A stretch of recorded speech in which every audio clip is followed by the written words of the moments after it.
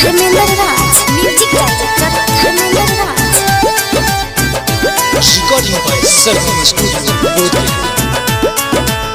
हमरा से भांग ना पीसाइए भोला जी, हमरा से भांग ना पीसाइए भोला जी, हमरा से भांग ना पीसाइए भोला जी, हमरा से भांग ना पीसाइए भोला जी। त मीठे मीठे बातें ना कहलाइए भोला जी, त मीठे मीठे बातें ना कहलाइए भोला जी, त मीठे मीठे बातें ना कहलाइए भोला जी।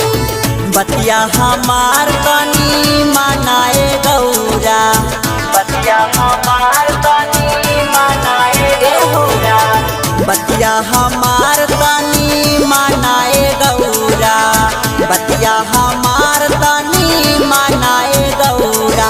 तहाली हाली पीस के निकालाए गौरा, तहाली हाली पीस के निकालाए गौरा, तहाली हाली पीस के निकालाए गौरा, तहाली हाली हाली हाली पीस के निकालाए गौरा।